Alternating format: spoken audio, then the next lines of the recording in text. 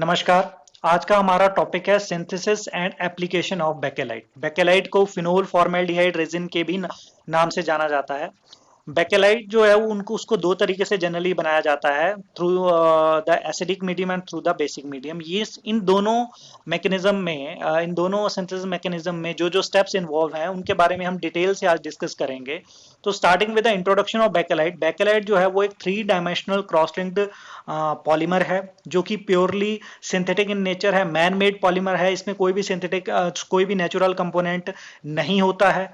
दो इसके मोनोमर्स होते हैं, पहला मोनोमर है फिनोल और दूसरा है फॉर्मेल्डिहाइड, इसलिए ये कोपॉलीमर है और ये कंडेंसेशन पॉलीमराइजेशन रिएक्शन से इसको बनाया जाता है। तो पहला जो मैकेनिज्म है बेकेलाइट को बनाने का वो है एसिडिक मीडियम में फिनोल और फॉर्मेल्डिहाइड को जब आप मिक्स करते हैं then it leads to formation of bakelite, right. तो फिनोल और फॉर्मेल्डिहाइड के स्ट्रक्चर आपके सामने इस स्लाइड में दिखाए गए हैं।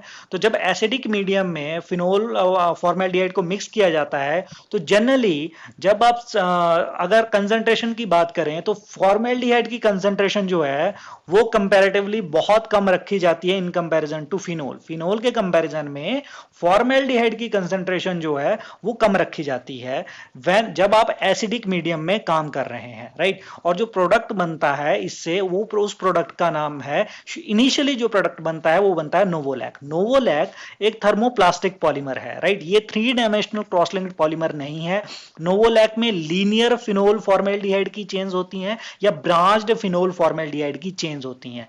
इन चेन्स को आपस में क्रॉस लिंक करने के लिए एक क्यूरिक एजेंट डाला जाता है जिसको HMTA हेक्सामिथाइलिन टेट्रामीन भी बोलते हैं, राइट। तो ये तो होगी एसिडिक मीडियम में सिंथेसिस की बात। अब बेसिक मीडियम में सिंथेसिस जब किया जाता है फिनोल फॉर्मेल्डिहाइड रेजिन का, तो फिनोल और फॉर्मेल्डिहाइड को बेसिक मीडियम में रिएक्ट करके जो आपके पास थर्मोप्लास्टिक पॉलीमर मिलता है उसका नाम होता है रेजोल। रेजोल नोवोलैक से थोड़ा सा अलग है क्योंकि बेसिक मीडियम में जब आप काम कर रहे हैं उस टाइम आपके पास फॉर्मेल्डिहाइड की कंसंट्रेशन जो है वो फिनोल के कंपैरिजन में थोड़ी सी ज्यादा रहती है। ये नोट कर लीजिए ये पॉइंट। जब आप एसिडिक मीडियम में फिनोल फॉर्मेल्डिहाइड रेजिन यानी बेकेलाइट का सिंथेसिस कर रहे हैं तो फॉर्मेल्डिहाइड की कंसंट्रेशन एसिडिक मीडियम में कम रहती है और बेसिक मीडियम में जब आप सिंथेसिस कर रहे हैं तो फॉर्मेल्डिहाइड की कंसंट्रेशन जो है वो ज्यादा रहती है। ये चीज जो है नोवोलैक और रेजोल को एक दूसरे से डिफरेंट बनाती है, राइट। दूसरा पॉइंट जो डिफरेंस का है वो इन मैकेनिज्म में वो ये है कि that during the basic medium synthesis आपको किसी भी क्यूरिंग एजेंट की जरूरत नहीं पड़ती है। जब आप रेजोल को बेकेलाइट में कन्वर्ट करेंगे तो आपको कोई एडिशनल क्यूरिंग एजेंट डालने की जरूरत नहीं है। Formaldehyde itself acts as a curing agent, right. लेकिन जब आप एसिडिक मीडियम में काम कर रहे हैं तब आपको एक क्यूरिंग एजेंट जैसे HMTA की जरूरत पड़ती है। अब इन दोनों सिंथेसिस को, दोनों मोड्स को हम थोड़ा क्लोजली देखते हैं स्टेप बाय स्टेप। तो synthesis of bakelite in the acidic medium. तो पॉइंट नंबर 1, जब आप एसिडिक मीडियम में सिंथेसिस कर रहे हैं तो फॉर्मेल्डिहाइड का कंसंट्रेशन जो है वो रहेगा कम in comparison to phenol, right. तो जो पहला रिएक्शन है, first reaction in the synthesis through the acidic medium is the reaction of phenol with formaldehyde. ये एक इलेक्ट्रोफिलिक सब्स्टिट्यूशन रिएक्शन है, right.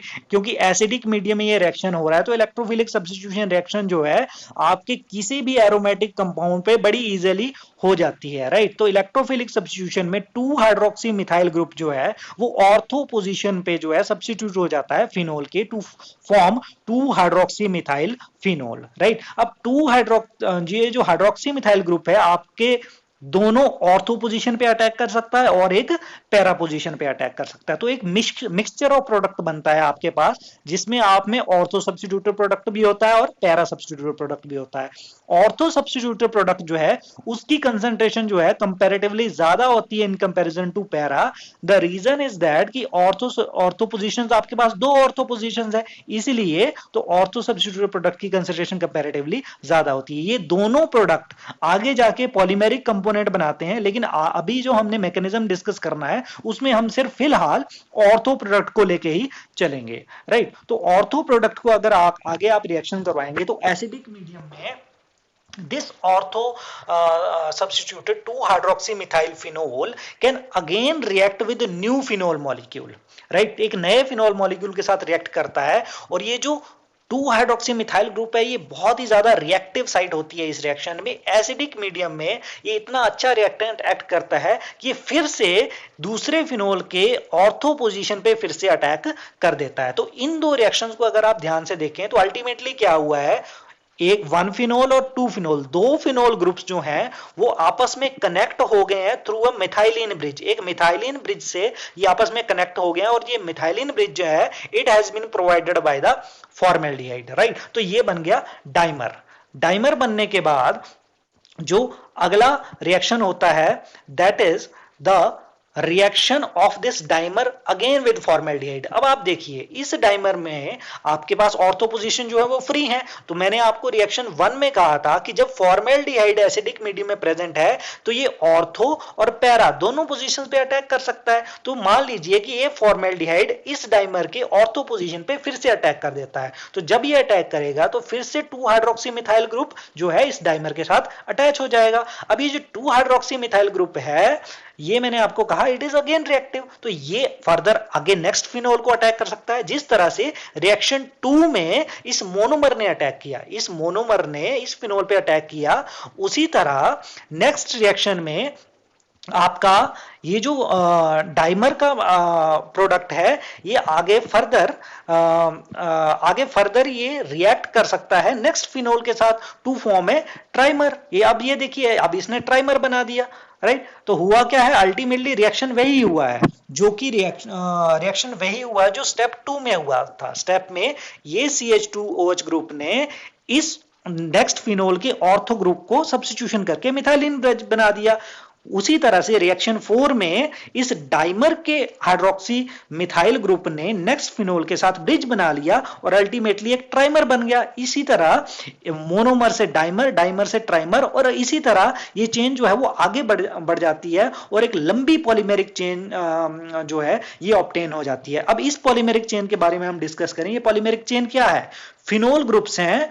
These many phenol groups are attached to each other through the methylene bridge, and methylene phenol group में जो methylene bridge है वो आपके formaldehyde ने किया है। तो ultimately this is a polymer of phenol and formaldehyde, right? तो अब हमने बात कर ली कि how the phenol and formaldehyde by the stepwise reactions 1 2 3 4 by the stepwise reaction can lead to formation of a linear as well as a branched polymer। लेकिन अभी हमने बात की सिर्फ ऑर्थो सब्स्टिट्यूटिव प्रोडक्ट की, लेकिन जो पैरा सब्स्टिट्यूटिव प्रोडक्ट है उसके बारे में तो हमने डिस्कस ही नहीं किया।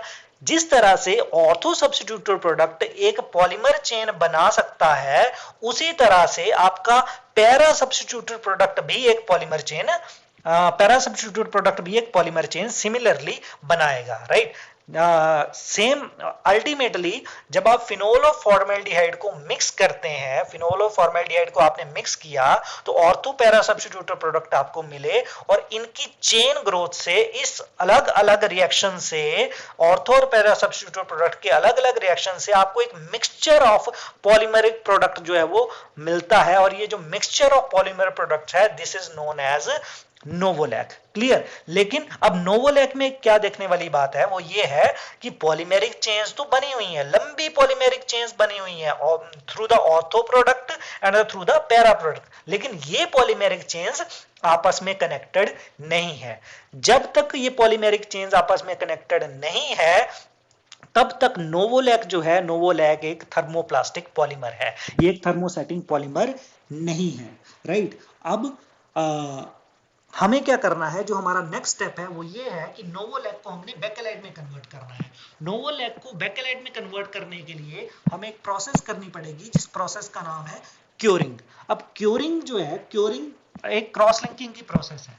क्योरिंग प्रोसेस में नोवोलैक को किसी नोवोलैक को, जो कि इस बीकर में हमने शो किया हुआ है, इस नोवोलैक को एक क्यूरिंग एजेंट के साथ ट्रीट करना पड़ता है। जनरली जो क्यूरिंग एजेंट यूज होता है उसका नाम है हेक्सामिथाइलिन टेट्रामीन।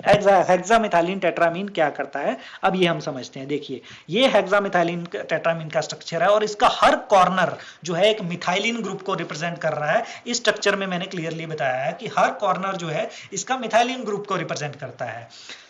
ये हेक्सामिथाइलिन टेट्रामीन अपने इन मिथाइलिन ग्रुप्स को, methylene means CH2, methylene groups को इन पॉलीमेरिक चेन्स के बीच में इंट्रोड्यूस कर देता है, जो कि आपस में अभी तक कनेक्टेड नहीं है। मैंने पिछली स्टेज में कहा कि नोवोलिक रेजिन में लॉन्ग फिनोल फॉर्मेल्डिहाइड की चेन्स होती हैं, लेकिन ये चेन्स आपस में कनेक्टेड नहीं होती हैं, and this connection is done by the HMTA। HMTA के साथ जब आप नोवोलैक को हीट करते हैं तो ये इन नोवोलैक की चेन्स को आपस में कनेक्ट कर देता है, leading to formation of bakelite. Right, अब बेकेलाइट का स्ट्रक्चर देखिए आप ध्यान से। नोवोलैक और बेकेलाइट के स्ट्रक्चर को अगर आप कंपेयर करें तो जो नई चीज है वो है मिथाइलिन ब्रिज। मिथाइलिन ब्रिज जो है नोवोलैक का, वो यहाँ पे एक नई चीज है। This methylene bridge is the new thing which is not present in the novolac. Right, तो this methylene bridge is formed between different phenol formaldehyde chains. अब आपका जो नोवोलैक है, इस नोवोलैक में thousands of phenol formaldehyde chains हैं। जब आप उस नोवोलैक में HMTA डालते हैं, वो thousands of phenol formaldehyde chains जो हैं वो आपस में कनेक्ट हो जाती हैं, leading to formation of a three-dimensional polymeric network known as bakelite. So this is all about the synthesis of bakelite through acidic medium. अब हम डिस्कस करेंगे कि बेसिक मीडियम में किस तरह से बेकेलाइट को सिंथेसाइज किया जाता है। तो फर्स्ट पॉइंट इज दैट, जो कि यहाँ पे स्लाइड में शो किया हुआ है, कि बेसिक मीडियम एसिडिक मीडियम से इस तरह डिफर करता है कि बेसिक मीडियम में फॉर्मेल्डिहाइड की कंसंट्रेशन जो है वो कंपैरेटिवली ज्यादा रहती है, और ये जो ज्यादा कंसंट्रेशन है फॉर्मेल्डिहाइड की, ये अफेक्ट करती है फ्रॉम द फर्स्ट रिएक्शन, जो है वो मैकेनिज्म बिल्कुल डिफर कर जाता है। राइट, होता वही है दैट कि जब भी आप फिनोल और फॉर्मेल्डिहाइड को बेसिक मीडियम में रिएक्ट कर देते हैं, मैकेनिज्म थोड़ा सा अलग है। अल्टीमेटली सब्स्टिट्यूशन होती है to form 2 hydroxy methyl phenol group. 2 hydroxy methyl group जो है ऑर्थो और पैरा पोजीशन पे इसने सब्स्टिट्यूट हो जाना है। तो ये दोनों प्रोडक्ट वही प्रोडक्ट हैं जो कि आपको एसिडिक मीडियम में मिले थे। अब डिफरेंस क्या है, फॉर्मेल्डिहाइड की कंसंट्रेशन अब हमारे पास ज्यादा है, तो आपके पास मोनो सब्स्टिट्यूटेड प्रोडक्ट की बजाय डाई सब्स्टिट्यूटेड और ट्राई सब्स्टिट्यूटेड प्रोडक्ट भी बन सकते हैं। राइट, अगर हम यहाँ बात करें एसिडिक मीडियम की, तो उसमें सिर्फ मोनो सब्स्टिट्यूटेड प्रोडक्ट जो है वो बने थे। अब इस रिएक्शन के बाद आगे के जो रिएक्शंस है वो नॉर्मली प्रोसीड करते हैं जिस तरह से आपके एसिडिक मीडियम में प्रोसीड करे थे। राइट, दैट कि अब इस केस में भी हम वही करते हैं कि हम फिलहाल सिर्फ ऑर्थो प्रोडक्ट रहते हैं, बाकी सारे के सारे प्रोडक्ट्स भी रिएक्शन करेंगे, लेकिन हम अज्यूम करते हैं कि ऑर्थो प्रोडक्ट के साथ हम आगे चढ़ते हैं। तो उसी तरह से जैसा कि एसिडिक मीडियम में हुआ था, ortho substituted 2 hydroxy methyl phenol reacts with another phenol to form a dimer. Right, अगली नेक्स्ट रिएक्शन में फिर से ये फॉर्मेल्डिहाइड के साथ रिएक्ट करके एक ऑर्थो सब्स्टिट्यूटेड प्रोडक्ट बनाएगा और it will react with the next phenol to form a trimer।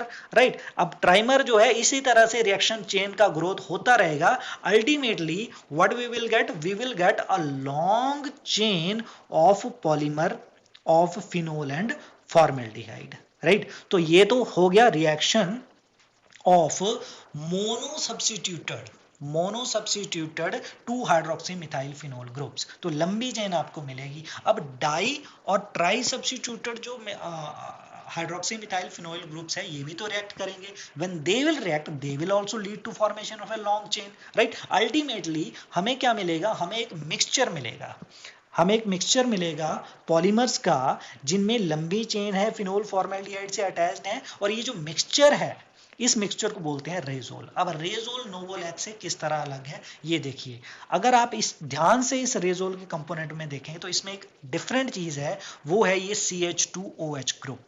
इस रेजोल में CH2 काफी CH2OH group means hydroxy methyl group जो है वो अनरिएक्टेड रह जाते हैं। वो अनरिएक्टेड इसलिए रह जाते हैं क्योंकि फॉर्मेल्डिहाइड की कंसंट्रेशन जो है वो फिनोल से कंपैरेटिवली ज्यादा है, राइट। और इन अनरिएक्टेड हाइड्रोक्सी मिथाइल ग्रुप्स की वजह से ही आपको किसी भी क्योरिंग एजेंट की जरूरत नहीं पड़ती है, ठीक है। तो इस स्लाइड को फिनिश करते हैं। Ultimately what we did, we formed a resol component. Resol जो है एक पॉलीमर है, थर्मो प्लास्टिक पॉलीमर है फिनोल और फॉर्मेल्डिहाइड का, लेकिन नोवोलैक से ऐसे अलग है कि इसमें CH2OH ग्रुप जो है वो फ्री अभी तक पड़े हुए हैं, राइट। तो ये हुआ अभी तक का रिएक्शन हमारा, कि ये रिएक्शन इस तरह से हुआ दैट फिनोल और फॉर्मेल्डिहाइड को आपने मिक्स किया बेसिक मीडियम में, right. It led to formation of long polymeric chains, right, with mono substituted products and di and tri substituted products. और डाई ट्राई सब्स्टिट्यूटेड प्रोडक्ट्स से जो पॉलीमेरिक चेन आती है उसमें आपका CH2OH ग्रुप जो है वो फ्री रहता है। तो इस रेजोल को जब आप सिंपली हीट करेंगे, आपको कोई भी क्योरिंग एजेंट डालने की जरूरत नहीं है, जब आप रेजोल को सिंपली हीट करेंगे it will lead to formation of bakelite, right. See अब हुआ क्या है इस रिएक्शन में कि जब आपने हीट किया रेजोल को, ये CH2OH ग्रुप्स ने इन्होंने सिंपली आपके इस फिनाइल रिंग पे अटैक करके ये जो मिथाइलिन ब्रिज है ये बना दिए हैं, राइट। और मैं फिर से रिपीट करूंगा कि ये इन दो चेन्स के बीच में नहीं, हजारों चेन्स जो है आपके रिएक्शन मिक्सचर में जो प्रेजेंट है उनमें ये रिएक्शन होता है और अल्टीमेटली जो 3 डायमेंशनल बेकेलाइट जो वो बन चुका है, राइट। अब इस चीज को हम और ज्यादा समझेंगे by the comparison of novolac and resol. देखिए नोवोलैक में आप अगर ध्यान से देखें, मैंने फिर से कहा था कि कोई भी फ्री CH2OH ग्रुप जो है नोवोलैक में प्रेजेंट नहीं है, इसीलिए आपको एडिशनल क्योरिंग एजेंट जो कि HMTA हेक्सामिथाइलिन टेट्रामीन डालना पड़ता है, राइट। सिंस ये अगर हम एसिडिक सिंथेसिस की बात करें तो आपका पहले फिनोल फॉर्मेल्डिहाइड को मिक्स करके नोवोलैक बना, उसके बाद HMT आपको डालना पड़ता है, इसीलिए इसको 2 स्टेज प्रोडक्ट जो है वो बोला जाता है। लेकिन रेजोल के थ्रू बेसिक मीडियम में जो बेकेलाइट का सिंथेसिस होता है उसको बोलते हैं 1 स्टेज प्रोडक्ट, क्योंकि आपको कोई भी एडिशनल कंपोनेंट डालने की जरूरत नहीं है। आप सिंपली जो आपका रेजोल कंपोनेंट है उसको हीट करिए, you will get bakelite. So this is all about the synthesis of bakelite through acidic and basic medium and a comparison between them. Now coming to the applications of bakelite. तो पहली जो application है bakelite की वो सबसे important है as an abrasive.